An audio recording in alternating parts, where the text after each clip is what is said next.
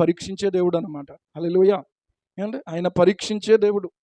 ఈ రోజున ఆలోచన చెయ్యండి, బైబిల్లో ఉన్నటువంటి దేవుడు పరీక్షించేటువంటి దేవుడు.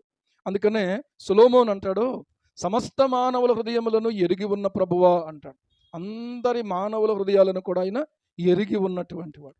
చెట్టు కింద ఉన్నటువంటి జక్కయ్య, చెట్టు మీద ఉన్నటువంటి జక్కయ్యను ఎరిగినటువంటి వాడు, చెట్టు క్రింద ఉన్నటువంటి నతనయేలును ఎరిగినటువంటి వాడు. ఏమండి, ఎక్కడో ఆ యొక్క సమరయ్యలో ఊరిలో నుంచి వచ్చినటువంటి ఆమె యొక్క సమరయ్య స్త్రీ యొక్క బ్రతుకునంతా ఎరిగినటువంటి వాడు. ఈమె ఎలాంటిదో తెలుసా, ఈవిడితో మాట్లాడుతున్నావు అని ఒకవేళ ఎవరైనా అంటే, నాకు తెలిసినా బాబు ఆవిడ గురించి అంటాడు. నీకెలా తెలుసు, నువ్వెప్పుడు వచ్చావు ఈ ఊరు, నువ్వెప్పుడు ఇక్కడ ఉన్నావు అని అంటే, నీకు తెలియదులే ఆ సంగతి, నాకు అన్నీ తెలుసు అంటాడు. దేవునికి స్తోత్రం. బైబిల్లో ఏమి రాయబడి ఉందంటే, యేసు ప్రభు చూడ్డానికి మనుష్యుని ఆకారంలో కనబడుతున్నాడు కానీ ఆయన అన్నీ ఎరిగినటువంటి దేవుడుగానే భూమి మీద ఉన్నాడు. అయితే ఒకటి ఏంటంటే, దేవత్వాన్ని ఆయన వాడుకోలేదు. దేవునికి స్తోత్రం. ఇప్పుడు ఆయన ఏం చేయబోతున్నాడో ఎరిగి ఉండి అడుగుతున్నాడట. ఏమడుగుతున్నాడు? ఏమండి, ఎన్ని రొట్టెలు కొని తెప్పింతుము అని అడుగుతా ఉన్నాడు. ఏమండి, ఏమి చేయనయ్యండునో ఎరిగి ఉండి అతన్ని పరీక్షించుటకలాగా అడుగుతున్నాడు. మానవుణ్ణి అడుగుతున్నటువంటి వాడుగా కనబడతా ఉన్నాడు. సర్వశక్తి కలిగినటువంటి దేవుడు ఈయన గురించి కొంతమంది ఊరికనే ఆయన దేవుడని ఎక్కడ చెప్పాడు, ఆయన దేవుడని ఎక్కడ చెప్పాడని కంగారు పడిపోతున్నారు. నిజానికి ప్రియులారా, బైబిల్ గ్రంథంలో యేసు ప్రభువుని గురించి రాయబడిన మాటలు చదివితే మనకు స్పష్టంగా తెలియపరచబడే మాట ఏంటంటే, ఆయన దేవుడై ఉన్నాడు అనే విషయం తెలియచేయబడతా ఉంది. రోమాపత్రిక 9వ అధ్యాయం 5వ వచనం, కానీ నోట్ చేసుకోండి మీరు. రోమాపత్రిక 9వ అధ్యాయం 5వ వచనం. ఇలాగా స్పీడ్గా చదవగలిగిన వాళ్ళు చదవండి. తీతుకు రాసిన పత్రిక 2వ అధ్యాయం 13వ వచనం. ఈ 2 వచనాల్లో చూస్తే అక్కడ ఏం రాయబడి ఉందంటే, ఈయన సర్వాధికారి అయిన దేవుడై ఉండి నిరంతరము స్తోత్రార్హుడై ఉన్నాడు. దేవునికి స్తోత్రం. ఉన్నాడు. ఈయన సర్వాధికారి అయిన దేవుడై ఉన్నాడు, నిరంతరము స్తోత్రార్హుడై ఉన్నాడు. ఆమేన్ అని అంటా ఉన్నాడు. సరే, ఆ వచనం అలా ఉంచితే తీతుకు రాసిన పత్రిక 2వ అధ్యాయం 13వ వచనంలో రాయబడి ఉందంటే, మహాదేవుడు మన రక్షకుడైన యేసుక్రీస్తు అని రాయబడి ఉంది. హల్లెలూయా. చెప్పండి అందరూ, ఏమని రాయబడి ఉంది? మహాదేవుడు మన రక్షకుడైన యేసుక్రీస్తు అని రాయబడి ఉంది. ఇంగ్లీష్ బైబిల్లో మరి ఏమనుందో అది ఒకసారి చూస్తే చదవగలిగినటువంటి ఇంగ్లీష్ తెలిసిన పిల్లలు, ఒకవేళ బైబిల్ మీ దగ్గర ఇంగ్లీష్ బైబిల్ అందుబాటులో ఉంటే దాంట్లో చదివితే ఇంకా మరింత వివరంగా మనం ఇంగ్లీష్లో కూడా కొన్ని వర్డ్స్ చాలా ఉన్నతంగా వాడబడిన పదాలు ఉంటాయి. ముందు తర్వాత మనం చూసినట్లయితే తిమోతికి రాసినటువంటి మొదటి పత్రిక 6వ అధ్యాయము, తిమోతికి రాసినటువంటి మొదటి పత్రిక 6వ అధ్యాయము 16వ వచనాన్ని చదివితే అక్కడ రాయబడతా ఉంది 15, శ్రీమంతుడును అద్వితీయుడునగు సర్వాధిపతి యుక్త కాలముల యందు ఆ ప్రత్యక్షతను కనుపరచును. ఆ సర్వాధిపతి రాజులకు రాజును ఏమై ఉన్నాడు? ఆయన రాజులకు రాజు అయి ఉన్నాడు. King of Kings. దేవునికి స్తోత్రం. ఏమంటే, ప్రభువులకు ప్రభు అయి ఉన్నాడు. లార్డ్ ఆఫ్ లార్డ్స్ అన్నమాట. ఇంకా అద్భుతంగా ఆలోచన చేస్తే, ఆయన పుట్టక ముందే యెషయా ఆయనకు కొన్ని పేర్లు చెప్పాడు. యెషయా గ్రంథం 9వ అధ్యాయం 6వ వచనం చదివితే, ఎలయనగా మనకు శిశువు పుట్టెను, మన కుమారుడు అనుగ్రహింపబడెను, ఆయనకు ఆశ్చర్యకరుడు, ఆలోచనకర్త, బలవంతుడైన దేవుడు, నిత్యుడగు తండ్రి, సమాధానకర్తయగు అధిపతి అని ఆయనకు పేరట. దేవునికి స్తోత్రం.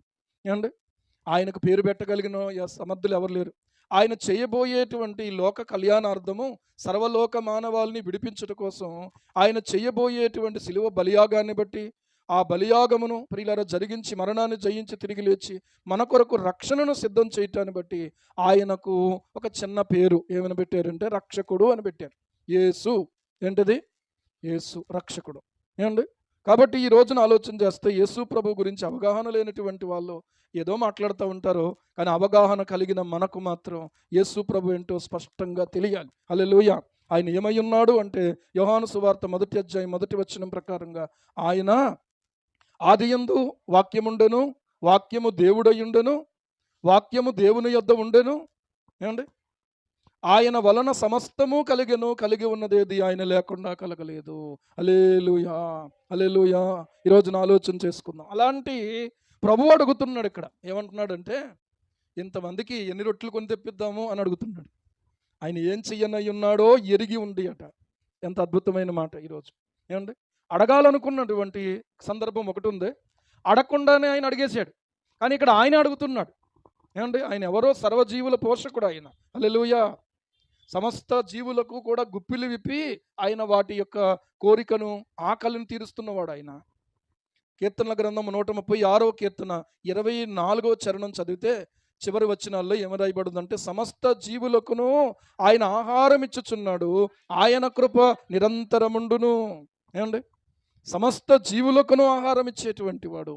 ఈ రోజున ప్రియులారా అడుగుతున్నటువంటి ప్రశ్న ఏంటంటే, ఎన్ని రొట్టెలు కొని తెప్పిద్దామంటావు అని అడుగుతున్నాడు. ఏమండి? అక్కడ మనం చూసినట్లయితే ఏమి చేయనయ్యుండెనో ఎరిగి ఉండి ఆయన అలాగ అడిగాను.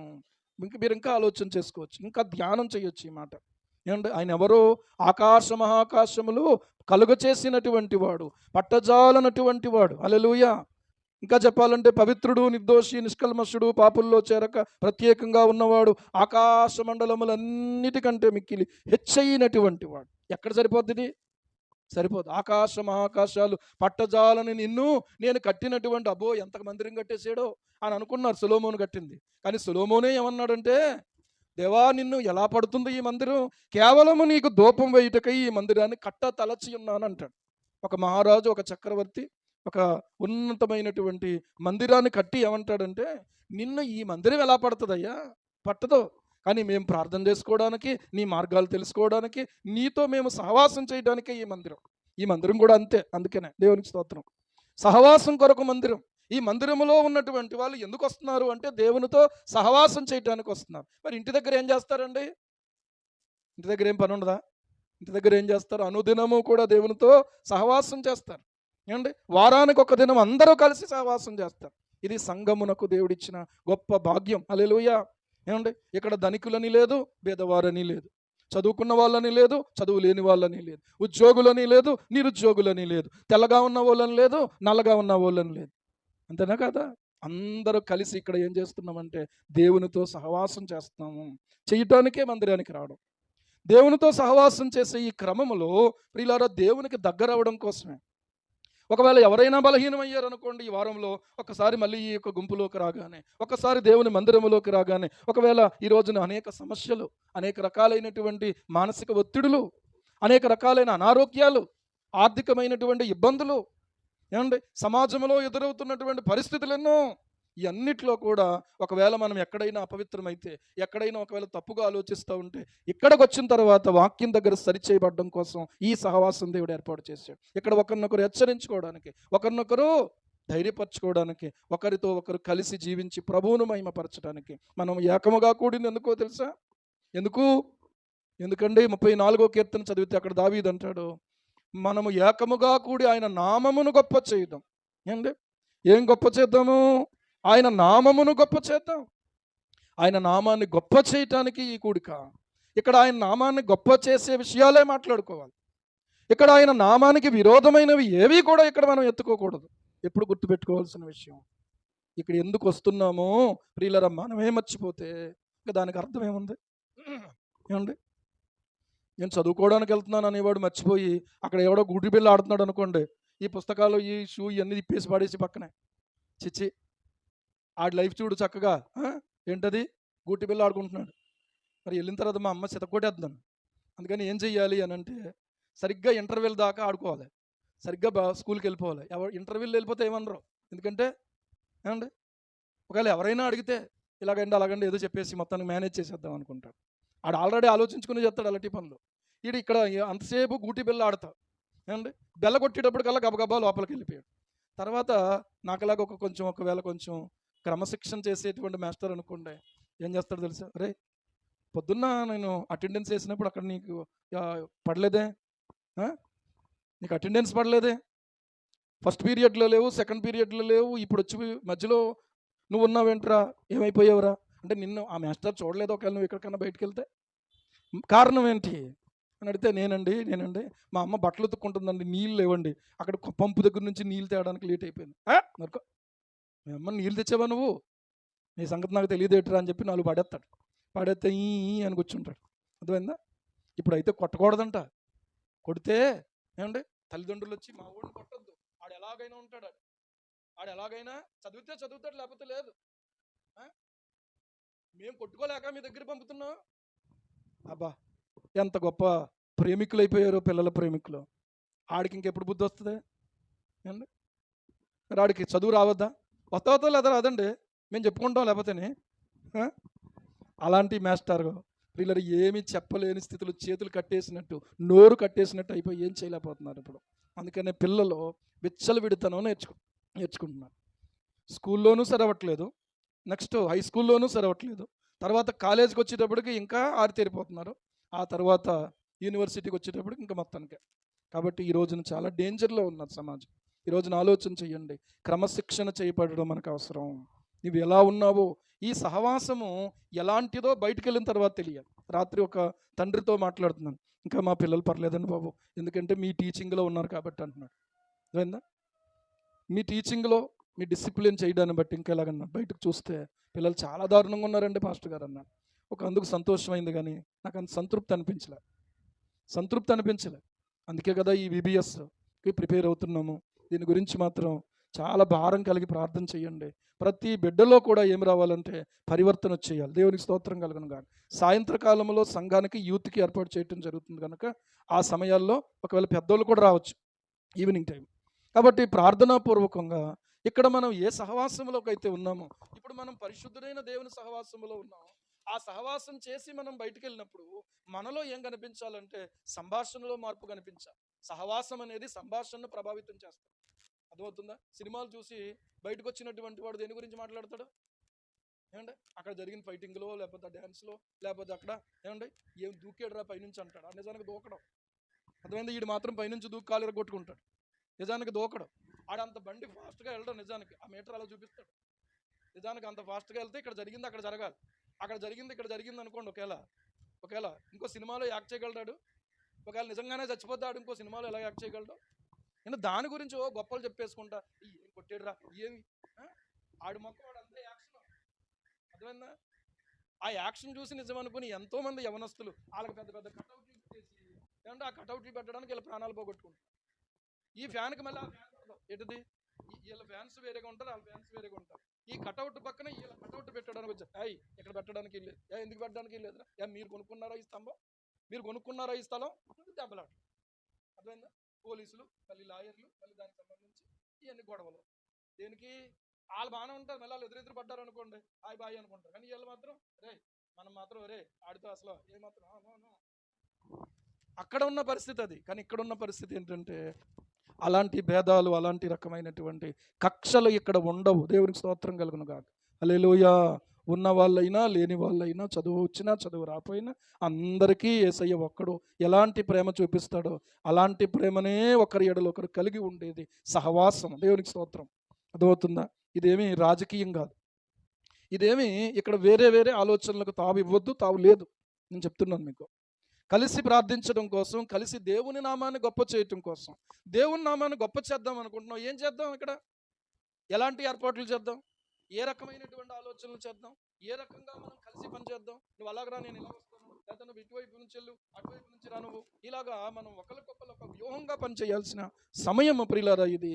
అంతేకాని నువ్వెంత నేనెంత అనుకునే సమయం మాత్రం ఇది కాదు. హల్లెలూయా. ఏమని వాక్యంలో రాయబడి ఉందంటే, మీలో ప్రతి వాడును ఒకని ఎడల ఒకడు మిక్కుటమైన ప్రేమ కలిగిన వారుగా ఉండమన్నాడు. ప్రేమ ఏం చేస్తుందట? దోషాన్ని కప్పుతుందట, పగ కలహాన్ని రేపుతుందన్నాడు సామెతల గ్రంథంలో. పేతురు రాసిన మొదటి పత్రిక 4వ అధ్యాయము 7వ వచనము 8వ వచనం చదివితే, ప్రేమ అనేక పాపములను కప్పును గనుక అన్నిటికంటే ముఖ్యముగా ఒకని ఎడల ఒకడు ఏం కలిగి ఉండండి? మిక్కటమైన ప్రేమ గలవారై ఉండండి. ప్రేమ కలిగినటువంటి వారిగా ఉండడం కోసమే సహవాసం. అంతకుముందు ఒక సహవాసం ఉంది చూడండి, 3వ వచనంలో. అంతకుముందు ఒక సహవాసంలో ఉన్నాం మనము పోకిరీ చేష్టలు, దురాశలు, మద్యపానము, అలరితో కూడిన ఆటపాటలు, త్రాగుబోతుల విందులు, చేయదగిన విగ్రహ పూజలు మొదలైన వాటి యందు నడుచుకొనుచు అన్యజనుల ఇష్టము నెరవేర్చుచుండుటకు గతించిన కాలమే చాలు. అప్పటి కాలమందు ఏమైతే చేసామో అవన్నిటిలో నుంచి మనం ఇప్పుడు దేవుడి చేత విడిపించబడ్డాము. మనము ప్రియులారా, మనం ఏమయ్యామో తెలుసా? వేరు చేయబడ్డాం. ఇప్పుడు మళ్ళీ అందులో మనం కలవలేం, మన మనసు కలవదు. ఏమండి, నిన్న ఎవరో నాకు మండపేటలో ఏదో అడ్రస్ చెప్తూ పాతినప సామాను మీ అబ్బాయి అతనికి 2 మాటలు చెప్తామని, సువార్త చెప్తామని మొదలుపెట్టాను అన్నమాట. చిన్న చిన్న ఇంట అవన్నీ చెత్త కింద ఉన్నాయి, ఇవన్నీ తోసేద్దామని చెప్పేసి తోసేసే క్రమంలో ఏది జరిగింది. అతను ఏమన్నాడంటే, అదండి అక్కడ థియేటర్ ఉంది కదండి అన్నాడు. నేను థియేటర్ గురించి విని 87వ సంవత్సరంలో యేసు ప్రభు దగ్గరికి వచ్చాను. అప్పటి నుంచి థియేటర్లో సినిమాలు ఇలాంటివి ఏం తెలియవు బాబు నాకు. థియేటర్ తెలియదండి మీకు? తెలీదు. హాస్పిటల్ చెప్పండి, పోనీ పలానా హాస్పిటల్ అంటే ఓకే ఓకే. ఎందుకంటే అప్పుడప్పుడు ఎవరో ఒకరి కోసమో లేదా మన కోసమో మనం వెళ్తూ ఉంటాం కదా. పిల్లల హాస్పిటల్ ఉంటాయి, పెద్దోళ్ళ హాస్పిటల్, ఎముకల హాస్పిటల్ ఉంటాం, చాలా చాలా ఉంటాయి. ఎందుకు చెప్తున్నానంటే అబ్బాయికి నేను అదే చెప్పాను.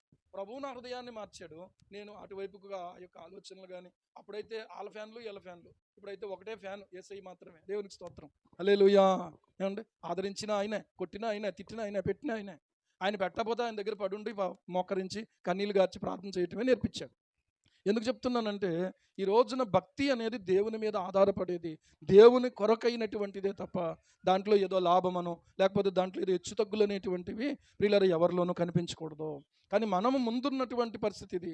కానీ ఇక్కడికి వచ్చేటప్పటికి మాత్రం అక్కడ ఆలోచన చేస్తే ప్రియులారా అక్కడ విధానం వేరు, అక్కడ పరిస్థితులు వేరు. అక్కడ ప్రేమగా ఉన్నట్టు కనబడతాం, కానీ ఆ తర్వాత ఏదైనా తేడా వచ్చిందంటే కనపడుతుంది. తేడా వచ్చిందంటే సార్, ఇద్దరు స్నేహితులు దాన్ని ఏమంటారో బజ్జీ బండి దగ్గర వాళ్ళిద్దరికి దెబ్బలాట అయింది. స్నేహితులే ఇద్దరు, అర్థమవుతుందా? తాగేసి ఉన్నారో లేకపోతే ఎలా ఉన్నారో మొత్తానికి ఏం తెలియదు. కానీ మాట పెరిగేటప్పటికి అక్కడ ఈ ఉల్లిపాయలకు వస్తుంటాడు కదా, పచ్చిమిరపకాయలు కోసి కట్ చేసి దాని మధ్యలో పెట్టి మనకి నిమ్మకాయ పిండి వస్తే అది ఎలాగన్నా సోడా వేసినా ఇంకోటి వేసినా ఏదేసినా సూపర్గా అనిపించేది మనకి. ఇంటికాడ కూడా మా అమ్మ ఉండదు, మా ఆవిడ ఉండదు అనుకుంటా, అలాంటి స్థితి ఉంటుంది.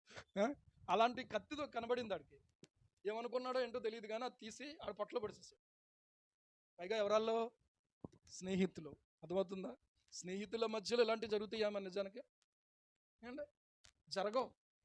ఇష్టమైతే మాట్లాడు, లేకపోతే మౌనంగా ఉండు, అంతేగాని ఊరికే వాదం పెట్టేసుకుని పెంచేసుకుని అక్కడి నుంచి అక్కడ దాకా వెళ్ళిపోవాల్సిన అవసరం ఏముంది? ఉందా? అప్పటి కాలం ముందు అలా చేశాం. కానీ ఇప్పుడైతే అప్పుడెప్పుడో కొట్టినటువంటి వాడు, అప్పుడెప్పుడో తిట్టినటువంటి వాడు ఆడు ముఖం పక్కెట్టుకుంటే ఆడి దగ్గరికి వెళ్ళి బాగున్నావా, దేవునికి స్తోత్రం, ఎటు నన్ను బాగున్నావు అంటున్నాడు, ఇటు ఇప్పుడు దాకా నాతో మాట్లాడినాడు. అర్థమైందా? నేను 7వ తరగతిలో నేను ఒకరితో దెబ్బలాటెట్టుకున్నా. కానీ ప్రభువుని నమ్ముకున్న తర్వాత ఇంచుమించు ఇంటర్మీడియట్ డిగ్రీ టైంలో ప్రభువుని తెలుసుకోవడం, డిగ్రీలోనో ఇంటర్మీడియట్లోనో మళ్ళీ ఆడితో మాట్లాడి సమాధాన పడ్డాను. అర్థమవుతుందా? సమాధానమును బంధము చేత ఆత్మ కలిగించు ఐక్యమును కాపాడుకొనుట యందు శ్రద్ధ కలిగిన వారిగా మనం ఉండాలని వాక్యం చెప్తా ఉంది. దయచేసి ఎఫ్ఎస్సి పత్రిక 4వ అధ్యాయం మొదటి వచనం చూడండి. ఎఫ్ఎస్సి పత్రిక 4వ అధ్యాయం మొదటి వచనం. కాబట్టి మీరు సమాధానమును బంధము చేత ఆత్మ కలిగించు ఐక్యమును ఏం చేయండి? కాపాడుకొనుట యందు శ్రద్ధ కలిగిన వారై ఉండండి. ప్రేమతో ఒకరినొకడు సహించుచూ ఉండండి. మీరు పిలువబడిన పిలుపుకు తగినట్లుగా దీర్ఘశాంతముతో కూడిన సంపూర్ణ వినయముతోనూ, దీర్ఘశాంతముతో అనే మాటను మనం ఆలోచన చేస్తే అక్కడ కోపము అని పెట్టుకోవాలి మనం. సంపూర్ణ వినయము అనే దగ్గర ఏంటంటే ఫుల్ గర్వముతో అని పెట్టుకోవాలి మనం. తర్వాత సాత్వికముతో అనే దగ్గర ఏంటంటే లెక్క చేయని మనస్తత్వంతో అని పెట్టుకోవాలి మనం. ఒకవేళ మనం ఆలోచించుకుంటే ఇవన్నిటిలోనూ నడుచుకొనవలెనని ప్రభువును బట్టి ఖైదీనైన నేను మిమ్మును బతిమాలు కొనుచున్నాను అన్నాడు. అంటే ఈ పత్రిక ఎక్కడి నుంచి రాస్తున్నాడు? జైల్లో నుంచి రాస్తున్నాడు. ఆయన ఎందుకు జైల్లో పెట్టారు? మర్డర్ చేశాడనా? ఏదైనా ఎవరినైనా చెరిపాడనా? అంటే ఎందుకు జైల్లో పెట్టారు అని అంటే యేసు ప్రభువే దేవుడు అని ప్రకటిస్తున్నాడు, అందుకు జైల్లో పెట్టారు. ఆ జైలు కూడా చాలా భయంకరమైనటువంటి అసౌకర్యవంతమైన జైలు అంటది. మామూలు వాళ్ళు ఎవరిని పెట్టరు అక్కడ, కరడు కట్టినటువంటి వాళ్ళని పెడతారు. మరి వీళ్ళని ఎలా చూశారో అది నా చూస్తే ఆ జైలు కూడా చాలా దుర్గంధముతో కూడినటువంటి ప్రియులారా ఆ యొక్క చెరసాల అది ఎలా ఉంటుందటంటే అందులోకి వెలుతురు వెళ్ళదంట. అక్కడ అంతా కూడా మురికితో ఉంటుందట. చాలా దారుణమైనటువంటి కంపు కొడతా ఉంటుంది, బొద్దింకలు తిరుగుతూ ఉంటాయి, క్రిమికీటకాలు తిరుగుతూ ఉంటాయి. అలాంటి చోట పెడితే అక్కడ నుంచి పత్రిక రాస్తున్నాడు ఆయన. ఏంటి, మనకేమో పైన ఫ్యాన్ తిరిగితేనే కన్నీళ్ళు గారితే, పైన ఫ్యాన్ తిరిగితేనే ప్రార్థన వస్తుంది. ఫ్యాన్ ఆగిపోయిందా, ఫ్యాన్ ఆగట్టేడ్రా మైండ్ అన్నే ఫ్యాన్ మీదకి పోద్ది. ఓన్లీ ఏదో కరెంటు పవర్ కట్ అయ్యి ఉంటుంది అని అనుకుంటామా? అవగట్టేడ్రా, అసలు ఇప్పుడు తీసేడు పెట్టరా కరెంటు, నేను తీసాడు ఈ టైంకి తీయలేదు, ఎక్కడెక్కడికి వెళ్ళిపోతాము. ఏమండి, నిజంగా అలాంటి స్థితిలో ఉండి ఒక పత్రికను రాయడం అంటే ఎంత కష్టమైన పరిస్థితి, ప్రార్థన చేయడం అంటే ఎంత కష్టం, స్తుతించడం అంటే ఎంత కష్టం. ఏమండి, ఆయన స్థితే బాగోలేదు, కానీ బయట ఉన్నటువంటి సంఘాన్ని గురించి ఆలోచించి, ఎక్కడో ఎఫెసులో ఉన్న వాళ్ళ గురించి, ఎక్కడో రోమాలో ఉన్న వాళ్ళ గురించి, ఎక్కడో ప్రియులారా ఆ కొలస్సిలో ఉన్నటువంటి వాళ్ళ గురించి, ఎక్కడో ఉన్నటువంటి వాళ్ళ గురించి ఈయనకి ఎందుకంటే అసలు బాధ అంటే క్రైస్తవత్వం అంటే అదే. హల్లెలూయా. తాను బాగున్నా బాగోకపోయినా కూడా వాళ్ళు ఆత్మీయంగా ఉండాలి, వాళ్ళు ఆత్మీయంగా ఉండాలి. నేను మీతో లేని ఫిలిప్పీ పత్రిక కూడా చెరసాల్లో నుంచే రాశాడు. ఏమండి, ఫిలిప్పీ పత్రిక చెరసాల్లో నుంచే రాశాడు. అందుకని అంటాడు ఏంటంటే, నా బంధకములు సువార్త మరి ఎక్కువగా ప్రబలమగుటకే సమకూడినని క్రీస్తునందు నేను గ్రహించి ఎరిగి నేను నమ్ముతున్నానంట. హల్లెలూయా. కనుక ఈ రోజున ఆలోచన చేసుకుందాం ఏంటంటే, ప్రియులారా, సువార్త ఎక్కడికి సమకూడాలి, ఒకవేళ ఇంకా ఇంకా ఎక్కడికెక్కడికో వెళ్ళిపోవాలంటే, ఇంతకీ పౌలును శిరచ్ఛేదనం చేసి చంపేశారు. ఎందుకో తెలుసా? చక్రవర్తి యొక్క భార్య మారిపోయిందట యేసుప్రభువుని అంగీకరించేసి. దేవునికి స్తోత్రం. ఏందా వీళ్ళు ఎంతలా కొట్టినా, హింసించినా, చెరసాల్లో పెట్టినా ఎవరిని ఏమంటలేదు. నిజంగా ఇది ఆలోచన చేస్తూ ఉంటే, వీళ్ళు నమ్ముకున్న దేవుడు ఇంత గొప్ప దేవుడై ఉన్నాడు మోకాల అని చెప్పి ఆవిడ సువార్తను ఆలకించి చక్రవర్తి యొక్క భార్య మారుమనసు పొంది రక్షించబడింది. ఈయనకు దడట్టుకుంది. అర్థమైందా? భార్యను ఏం చేయలేడు కాబట్టి పౌలును శిరచ్ఛేదనం చేశాడు. అప్పుడే దానికి ముందే రాశాడు తిమోతికి రాసినటువంటి 2వ పత్రిక. అందుకనే పౌలు అంటాడు, నా పరుగు కడముట్టించాను, ఇక మీదట నా కొరకు నీతి కిరీటం ఉంచబడి ఉంది, నేను వెడలిపోవు కాలము సమీపమైపోయింది. దేవుడు ఆయనకు చూపించాడు ముందే. హల్లెలూయా. వెళ్ళిపోతున్నప్పుడు అందరినీ చూసి ఏడిపోతుంది కదా నిజానికి. అర్థమైందా? ఎవరినైనా చూసి ఏడుపు వస్తుంది. ఏడవకో, నీకేం అవ్వదు అని చెప్తాం మనం. కానీ లేదు, నేను వెళ్ళిపోతున్నాను అని అంటే ఒప్పుకోం మనం. ఒప్పుకున్నా ఒప్పుకోకపోయినా నువ్వు ఒప్పుకునేదేటి, ఆయన ఒప్పుకునేదేటి. వెళ్ళిపోయి టైం వస్తే ఎవరైనా ఏమవ్వాలి, వెళ్ళిపోవలసిందే. దేవుని వాక్యాన్ని బట్టి ఆలోచన చేస్తే ప్రియులారా, అలాంటి పరిశుద్ధాత్మని యొక్క ఆదరణలో వాళ్ళ మరణం తర్వాత ప్రవేశించబోయే మహిమను గురించి ఆలోచించుకున్నారు కాబట్టి వాళ్ళకి భయమే లేదు. దేవునికి స్తోత్రం. అర్థమవుతుందా? నేను చనిపోతే ఒకవేళ ఇక్కడ నేను ఒకవేళ ఏదైనా నాకు హాని చేస్తే నా శరీరానికి వాళ్ళు హాని చేస్తారు, కానీ నా ఆత్మ నాలు ఏం చేయలేరే. నా మటుకైతే బ్రతుకుట క్రీస్తే, చావైతే లాభము అన్నాడు. ఈరోజున ఆలోచన చేసుకున్నట్లయితే మరణం దగ్గర ఎంతో భయం. నిజంగా చచ్చిపోతామంటే చాలు ఏమండి భయం, చంపేస్తానంటే చాలు ఎంత భయమో, ఎవరికైనా అంతే ఏమండి. కానీ ఈ రోజున ఆలోచన చేస్తే కొంతమందికి భయం లేదు. ఎందుకు భయం లేదు తెలుసా? నా మట్టుకైతే బ్రతుకుట క్రీస్తే, చావైతే నాకు నష్టం కాదు, ఏంటి లాభం. ఇక్కడ కన్ను మూస్తే నా ప్రభు దగ్గర కన్ను తెరుస్తాను. దేవునికి స్తోత్రం. ఇక్కడ కన్ను మూస్తే పరలోకంలో కన్ను తెరుస్తాను. అందుకనే నేను ఒక వ్యాధిగ్రస్తునికి 2 మాటలు చెప్తాను. బ్రతుకుంటే దేవుని కొరకు బ్రతకడానికి దేవుడు సహాయం చేస్తాడు. ఒకవేళ ఈ లోకాన్ని విడిచిపెడితే ఎప్పుడైనా విడిచిపెట్టక తప్పదో, అంతకంటే మించిన దేవుని మహిమలో మనం ఉండాలి. హల్లెలూయా. కనుక యేసు ప్రభువుని 2 రకాలుగా ప్రార్థన చేసుకోవాలి. ప్రభువా, నేను బ్రతుకుంటే నీ కొరకు సాక్షిగా ఉంటాను. ఒకవేళ నీవు గనక నా జీవితాన్ని ముగిస్తే నాకు పరలోకాన్ని ఎంతే చాలు, అంతకంటే మించి నాకేమీ ఇబ్బంది లేదు. ఒకవేళ రమ్మంటే వచ్చేస్తాను అన్నంత నిశ్చయతతో బ్రతికేటువంటి వారే క్రైస్తవుడు, నిజమైన క్రైస్తవుడు, నిజమైన క్రైస్తవుడు. అందుకనే ఏమంటే ఒంట్లో బాగోపోయినా భయం లేదు, ఇంట్లో బాగోపోయినా భయం లేదు. అర్థమవుతుందా? ఈరోజు ఆలోచన చేద్దాం. అన్నీ ఎరిగినటువంటి వాడు పరీక్షించటానికి అలాగ అడిగాడట. అడిగినటువంటి సమయంలో ఫిలిప్ అంటున్నాడు, వారిలో ప్రతివాడును కొంచెము కొంచెము పుచ్చుకోవడానికి 200 దేనారముల రొట్టెలు చాలవు అని చెప్పి ఆయనతో చెప్పాడు. ఎన్ని వందలో? ఆ దినాల లెక్క ప్రకారంగా చూస్తే ఒక దేనారం అంటే ఇంచుమించు ₹1/2. ఏమండి ఎంత?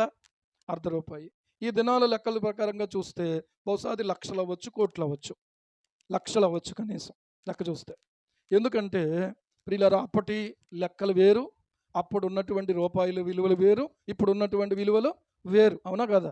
అప్పుడున్న దానితో ఇప్పుడు పోలిస్తే ఈరోజున ఆలోచన చేసుకుంటే చాలా ఎక్కువైనటువంటి ధనం అన్నమాట. అయితే ఏమన్నారో తెలుసా? ఆయన శిష్యుల్లో ఒకడు వచ్చాడు, సీమోను పేతురు సహోదరుడైన అంద్రియ. ఇక్కడ ఉన్న ఒక చిన్నవాని యొద్ద 5 యవల రొట్టెలు 2 చిన్న చేపలు ఉన్నవి, కానీ ఇంతమందికి ఇవి ఏమాత్రం. ఫిలిప్పు ఆలోచన ఏంటంటే, ఇంతమందికి ఒకవేళ మనం ఒక 200 దేనారాలు పెట్టి రొట్టెలు తెచ్చినా కూడా ఎంతమందికి ఏం సరిపోతాయి అన్నాడు. కానీ అంద్రియ కొంచెం ముందుకెళ్ళి ఏమంటున్నాడో తెలుసా? ఇక్కడ ఉన్న ఒక బాలుని దగ్గర ఎన్నున్నాయి? 5 రొట్టెలు ఉన్నాయి, 2 చిన్న చేపలు ఉన్నాయి. ఎంతమందికి ఇవే మాత్రం? పోనీ ఒకవేళ ఏదో రకంగా అడ్జస్ట్ చేద్దామంటే ఆ సంఖ్య ఎక్కువ, ఇక్కడ ఉన్నదేమో లీస్ట్ అనమాట. లిటిల్ అంటారు ఇంగ్లీష్లో. చాలా కొంచెం, చాలా కొంచెం, అంతేనా? ఇంగ్లీష్ పదం కరెక్టేనా? ఇంగ్లీష్ వచ్చిన వాళ్ళు చాలా తక్కువ అన్నమాట. కానీ ఇక్కడ గమనించినట్లయితే ప్రియులారా, ఈ అంద్రేయ ఒక అడుగు ముందుకేసి, ఇదిగో ఒక బాలుడి దగ్గర 5 రొట్టెలు 2 చిన్న చేపలు ఉన్నాయి అన్నాడు. ఇవి మాత్రము ఏమాత్రం సరిపోతాయి అయ్యా అని అంటున్నాడు. వీళ్ళిద్దరూ కూడా అదే ఆలోచనలో ఉన్నారు. యేసు ప్రభువారు ఏమన్నారంటే, ఆయన చేయాలనుకున్నది వీళ్ళ ఎవరో చెప్తే ఆగిపోయేవాడు కాదు. ఏమన్నాడంటే ఆయన ముందు అందరినీ లైన్లో కూర్చోబెట్టండి అన్నాడు. జనులను కూర్చుండబెట్టండి అని చెప్పాడు. దేంటి ప్రభువా కూర్చోబెట్టమంటున్నావు? అక్కడేమో 200 రొట్టెలు చాలవనేమో ఆయన చెప్పాడు. ఇక్కడేమో నేను ఈ బాలుడి దగ్గర 5 రొట్టెలు 2 చిన్న చేపలే ఉన్నాయని చెప్తే కూర్చోబెట్టమంటావేంటి? అసలు ముందు సంగతి తేల్చు. ముందు లెక్క తేలితే కదా వాళ్ళు కూర్చోబెట్టడానికే. అర్థమైందా మీకు? కానీ అక్కడ ఉన్న విషయం గమనించినట్లయితే ఇంకెవ్వరూ మాట్లాడలేదు, మౌనం అయిపోయారు. ప్రభువు కార్యం చేయాలంటే కొన్నిసార్లు మనం మౌనం అయిపోవాలి. అందుకనే వాక్యంలో ఏమంటాడంటే, ఓరకుండుడి నేనే దేవుడినని తెలుసుకొనుడి, అన్యజనులలో నేను మహోన్నతుడు నగుదును అంటాడు. హల్లెలూయా. నువ్వు చెప్పావు, నువ్వు చేసే ప్రార్థన చేసి ఉండవలసిన ఉపవాసం ఉన్నావు, నీ బ్రతుకు దిద్దుకున్నావు, నువ్వు ఆయన స్తుతించి మౌనంగా ఉండడం నేర్చుకో. ఇప్పుడు ఎలాగవుద్దని ఊరికే చేతులు ఇలాగలాగా నేసుకుంటే చేతులు నిప్పడతాయి, కాసేపటికి తప్ప ఏళ్ళు నిప్పడతాయి, కానీ ఏమవదు. ఆయన ఏమంటున్నాడంటే ఇక్కడ మౌనం అయిపోయారు శిష్యులు. వెంటనే అలాగే ప్రభు అన్నారు. ఏమండి, లైన్లో కూర్చున్నారు అందరూ. ఒక్కొక్కరిని ప్రియులారా లైన్లో కూర్చోబెట్టారు. ఆ చోట చాలా పచ్చిక ఉండెను గనుక లెక్కకు ఇంచుమించు 5,000 మంది పురుషులు కూర్చున్నారు. ఎంతమంది కూర్చున్నారు? 5,000 మంది పురుషులు కూర్చున్నారు. యేసు ప్రభు వారు వాళ్ళందరూ కూర్చున్న తర్వాత, ఎలా కూర్చున్న తర్వాత, క్రమముగా కూర్చున్నటువంటి తర్వాత ఇక్కడ ఏం రాయబడతా ఉందంటే, కృతజ్ఞతాస్తుతులు చెల్లించి రొట్టెలు పట్టుకున్నాడు, కృతజ్ఞతాస్తుతులు చెల్లించాడు, కూర్చున్న వారికి వడ్డించాడు. ఇక్కడ మాయలు మంత్రాలు ఏమీ చేయలేదు. మీకు అర్థమవుతుందా? మాయలు మంత్రాలు ఏమీ చేయలేదు. ఆయన కృతజ్ఞతాస్తుతులు చెల్లించాడు తండ్రికి. ఆ తర్వాత ఆ రొట్టెలను వీళ్ళ విరిచి ఏమండి వారికి ఇచ్చాడు. వారికి ఇచ్చి ఏమన్నాడో తెలుసా? వారికి కూర్చున్న వారికి వడ్డించమని చెప్పాడు. అలాగున చేపలు కూడా వారికి ఇష్టమైనంత మట్టుకు వడ్డించెను. ఇప్పుడు ఈ రొట్టెలు కనబడుతున్నటువంటి సంఖ్య చిన్నదే, కానీ అక్కడ ఆయన ఏం చేశారు? కృతజ్ఞతాస్తుతులు చెల్లించాడు. హల్లెలూయా. కృతజ్ఞతాస్తుతులు చెల్లించి రొట్టెల్లాగే కనబడుతున్నాయి. రొట్టెలేమి ఇంతంత అయిపోలేదు. అర్థమైందా? ఒక్కో రొట్టి టేం టేం టేం అని చెప్పి ఇప్పుడు ఎంతంత రొట్టెలు అయిపోయినాయి అనుకోండి అని అనుకునే పరిస్థితి. అలాంటివి ఏమి అవ్వలే, రొట్టెలాగా ఉన్నాయి. ఆ రొట్టెలను ఆయన ముక్కలుగా చేసి ఒక్కొక్క శిష్యుని చేతికిచ్చి, చేపలను ముక్కలుగా చేసి వాళ్ళకిచ్చి, ఆ తరువాత వారికి వడ్డించమని చెప్పాడు. ఇక్కడ గమనించండి, ఇప్పుడు ఆయన ఇచ్చింది ముక్క, వాళ్ళు ఒక్కొక్కళ్ళకి ముక్క వడ్డించుకుంటూ వెళ్ళారు. అర్థమవుతుందా? వాళ్ళందరికీ ఎలాగుందో తెలుసా? అది తృప్తిగా తిన్నారట వాళ్ళు. దేవునికి స్తోత్రం. అందుకని అంటాను, దేవుడిచ్చిన కొంచెములో తృప్తి ఉంటుంది, నీకు కలిగిన సమృద్ధిలో తృప్తి ఉండదు. దేవునికి వేరుగా నీకు కలిగిన సమృద్ధిలో తృప్తి ఉండదు. ఎప్పుడు గుర్తుపెట్టుకోండి. నాకు అంత ఇవ్వలేదు ఇంత ఇవ్వలేదు అనుకోవద్దు. ఏమండి, ఆయన కొంచెములోనే తృప్తినివ్వగలిగినటువంటి వాడు. ఆయన ఆశ్చర్యకరుడు. ఎలా జరిగిందో వాళ్ళందరూ తృప్తిగా తిన్నారు. అబ్బా ఏం పెట్టాడండి ఫుడ్డు, దేవునికి స్తోత్రం. అర్థమైందా? అక్కడి నుంచి మార్కెట్కి వెళ్ళలేదు. అర్థమైందా? ఇంతమందికి త్యాగలేదు, ధనం కూడా అక్కడ లేదు. ఆయన దగ్గర లేదు, వాళ్ళ దగ్గర లేదు. యేసు ప్రభు దగ్గర ధనం లేదు. ఏమండి, యేసు ప్రభువుకి ధనాన్ని గురించిన ప్రస్తావనే లేదు. హల్లెలూయా.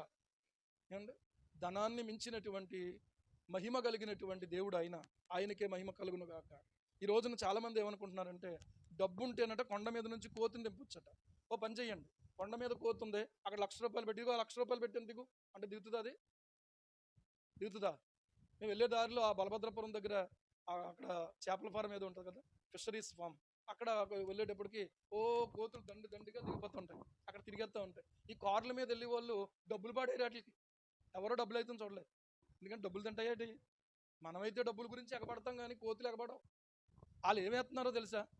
అరటిపళ్ళు వేస్తున్నారు. నేను మాత్రం ఎప్పుడు వేయలేదు, ఎందుకంటే మళ్ళీ నాకు కొడొచ్చేద్దాం.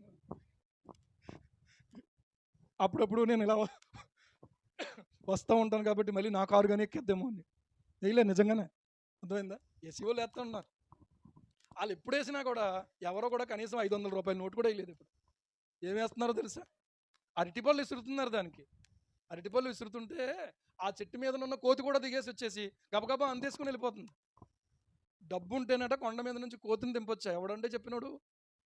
అసలు ఆ సామెత ఎలాగొచ్చింది అంటే ఏదైనా చేయొచ్చు అని. చేయలేదు. కేవలం ఒక అరటిపండు వాల్యూ ఎంత ఉంటుందో, ఒక ₹5 అనుకోండి ఇప్పుడున్న టైంలో కదా. ఒక చక్కెరకేళి అత్తనం కొంటే 100 రూపాయలు తీసుకుంటున్నాడు. బాగా తెలిసిన వాళ్ళు అయితే 14 కాయలు ఉన్నాయండి మీకోసం, మీరే కదండి తీసుకెళ్ళండి అంటున్నారు. అది వేరే. మొత్తానికి కనీసం ఒక 5 రూపాయలు లెక్కేసుకుంది. 5 రూపాయలు ఎడితే ఒక అరటిపండు పట్టుకెళ్తే 5 రూపాయలు కాసు వేయండి. నేను ఇలాంటివి తింటాను అనుకున్నా, నీకంటే నేను బెటర్ అన్నట్టు చూస్తుంది అది, కదలతో మెదలతో. అదే ఒక అరటిపండు వేయండి, తక్కువని గబగబా అది ఇలా తీసుకుని మళ్ళీ తినేస్తూ ఉంటుంది. ఒక రూపాయి కాసు ఎత్తే, ఒక 5 రూపాయలు కాసు ఎత్తే ఇటుది ఏమీ ఎరగనట్టుగా చూస్తుంది అంతే. ఏంటంటే కనుక కొన్ని సామెతలు ఎలా వచ్చేసినాయి, పెద్దోళ్ళు ఎలాగా వాటిని ఉపయోగించారు కొంచెం జ్ఞానంతో ఆలోచించితే. అందుకని డబ్బు ద్వారా జరగని కార్యాలు. ఒక పిల్లోడికి ఇంచుమించు సంవత్సరం వయసులో అర్జెంటుగా ఆపరేషన్ చేసేయాలి, 80 లక్షలు అవుతుంది అన్నారు. ఎంత? 80 లక్షలు అవుతుంది అన్నారు ఒక ఆపరేషన్కి. 80 లక్షల ఏమండి, ఉన్న ఆస్తి అంతా అమ్మేసినా 80 లక్షలు అంటే సరిపోదు అలాంటి పరిస్థితి. అయితే 80 లక్షలు అవుతుందా అని భయపడ్డారు. చివరికి ఒక డాక్టర్ అమ్మ గారు ఎవరో నాకు తెలిసినటువంటి డాక్టర్స్తో మాట్లాడి నేను ఒక 10 లక్షలకు అయ్యేలాగా చూస్తానని ఆవిడ 10 లక్షలకు చేయించింది ఆపరేషన్. ఏమండి, మంచిదే. కానీ ఆ బిడ్డకు ఇప్పుడు 4వ సంవత్సరం వచ్చింది.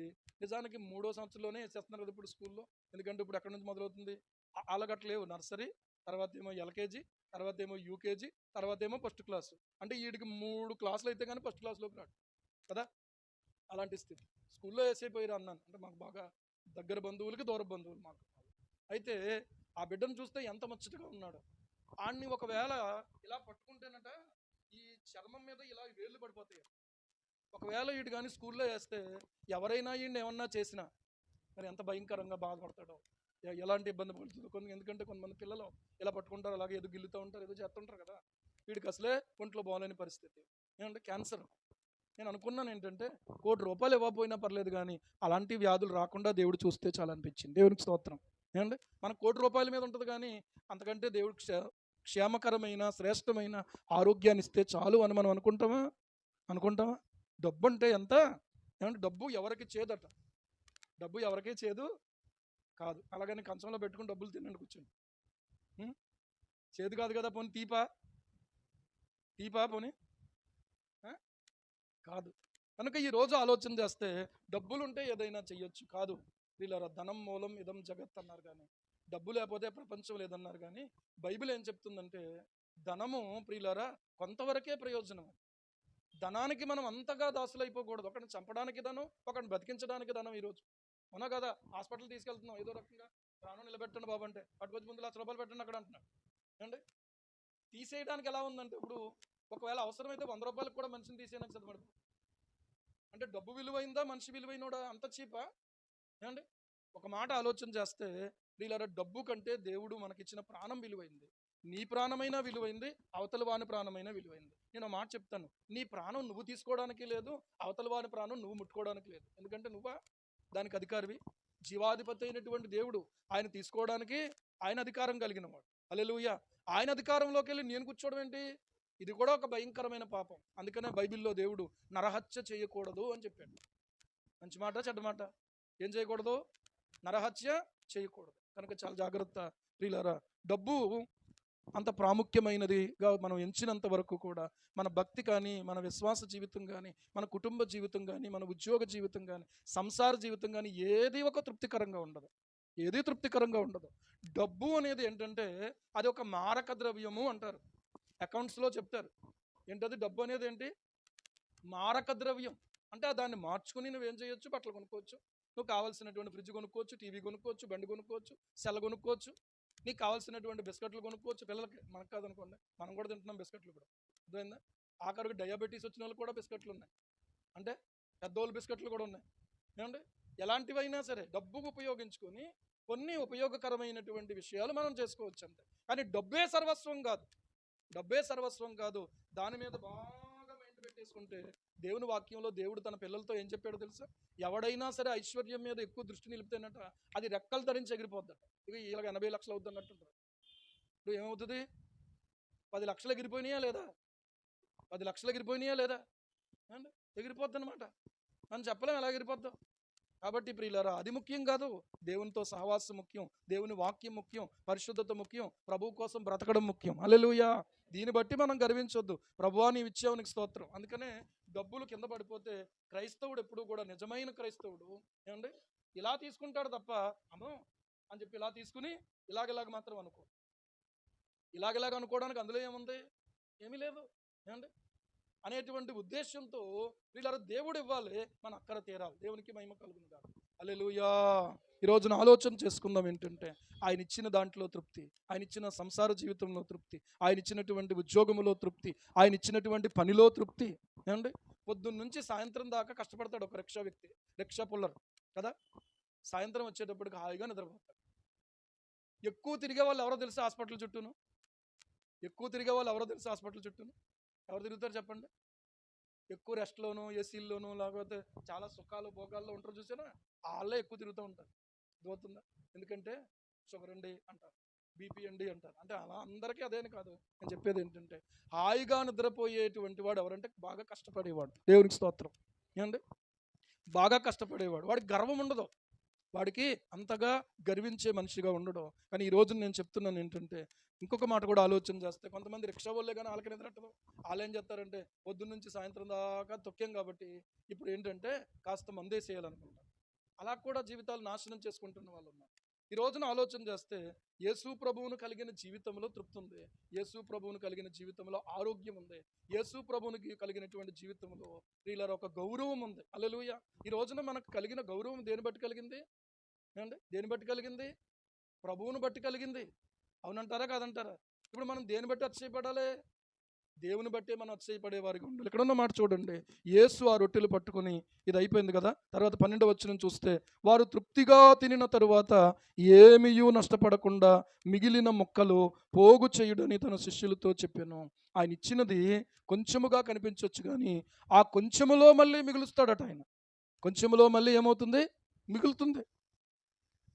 కాబట్టి ఆయన ఇచ్చినటువంటి దాంట్లో ఉన్నటువంటి ఆ మిగులుదల ఏదైతే ఉందో అది మళ్ళా మనకు ఉపయోగపడేలాగా దేవుడు మిగిల్చేవాడుగా ఉన్నాడో ఈ రోజున ఆలోచన చేసుకోండి. మిగిలేదే ఆయన ఇచ్చేది ఇప్పుడు కూడా. ఏమండి మిగిలినటువంటి ఆ 5 యవల రొట్టెల ముక్కలు పోగు చేస్తే ఎన్నైనయి? 13వ వచనంలో అంటే 12 గంపలు నింపారట. అంటే వాళ్ళు తిన్నారా లేదా? ఏమన్నా కొంచెం వెల్తిగా తిన్నట్టుగా ఉందా? తృప్తిగా తిన్నారు. మిగిలింది ఎంత మిగిలింది? 12 గంపలు. ఎక్కడి నుంచి వచ్చినాయి అంటారు? అర్థం చేసుకోలేము. ఆశ్చర్యకరుడు ఆయన.